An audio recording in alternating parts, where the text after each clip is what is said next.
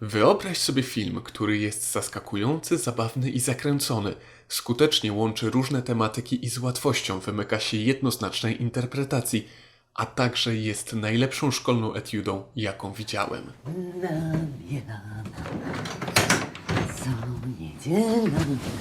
Takie właśnie jest Zabicie ciotki. Krótki metraż Mateusza Głowackiego, wykonany jako etiuda w szkole filmowej imienia Krzysztofa Kieślowskiego w Katowicach.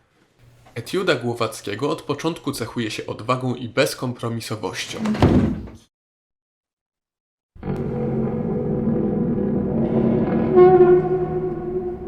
Pierwsze 30 sekund to głębokie, tajemnicze dźwięki pozbawione obrazu, a pierwsze ujęcie, statyczne, trwa aż 1,5 minuty. To sygnał wprowadzający do rzadkiego u studentów slow cinema, ograniczonego zaledwie do 30-minutowego metrażu, wliczając w to napisy początkowe i końcowe.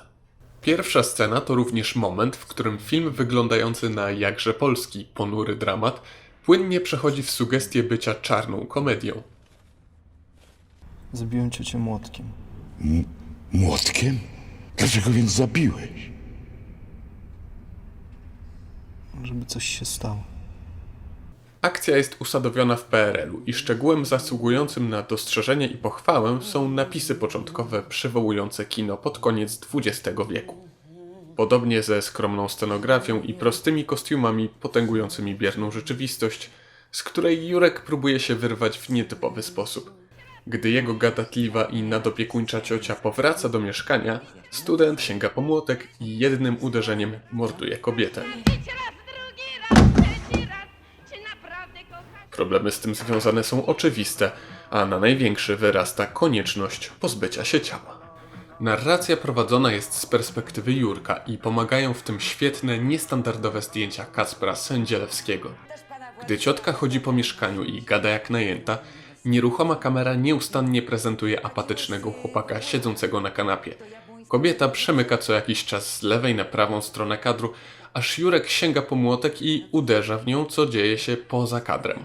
Dopiero wtedy akcja staje się nieco żywsza, a międzystatyczne ujęcia zaczynają wcierać się jazdy kamery. Rzeczywistość z kolei przestaje być rzeczywista. Zabita ciotka znów zaczyna mówić. Do myśli Jurka wcierają się sprzeczne stanowiska księdza, a wrzucenie odciętego palca cioci do kuchenki gazowej dymi w mieszkaniu tak bardzo, że skutkuje interwencją sąsiadek. Tylko czy to faktycznie palec był przyczyną dymiącej kuchenki? Co Jurek jest tak naprawdę w stanie zrobić? Co się dzieje w otaczającym go świecie? Gwarantuję, że zabicie ciotki z łatwością wymyka się jednoznacznej interpretacji, a finał to po prostu rewelacyjny reżyserski popis. Standardem oczywiście są pochwały w kierunku aktorów, ale chciałem szczególnie wyróżnić Marka Kossakowskiego, czyli odtwórcę głównej roli. Jurek w jego wykonaniu to chłopak zupełnie bierny, klnący i chorobliwie wręcz zobojętniały na świat. Halo, ją, młotek! Siala, la, la, la i chuj! Występują w nim równolegle dwa odległe pierwiastki i oba równie dobrze są pokazane na ekranie. Pierwszy to przerażająco zimny psychopata, a drugi to zagubiony, niemal rozczulający chłopczyk pragnący skrawka dorosłej niezależności. Jurek jest enigmą, którą stać na wszystko i która pozwala filmowi bez przerwy ciekawić widzów.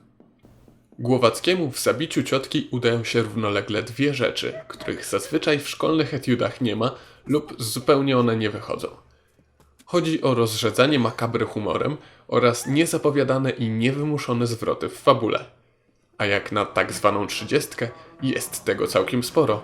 Zarówno zabawnych chwil, jak i nieustających zaskoczeń. Choćby dlatego warto zobaczyć tę ukrytą perłę kina. Co będzie z ciocią? Z jaką ciocią?